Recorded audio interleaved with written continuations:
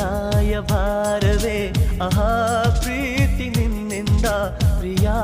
ಆದಿ ನಿನ್ನಿಂದ ಸಾಗರವು ಹುಣ್ಣಿಮೆಯು ಜಿಗಿಯುವುದೇ ಪ್ರೀತಿಸಲು ಮಲ್ಲಿಗೆಯು ಗಂಧವು ಬೆರೆಯುವುದೇ ಪ್ರೀತಿಸಲು ಪ್ರೀತಿ ನಿನ್ನ ಸ್ಮರಣೆಯಲ್ಲಿ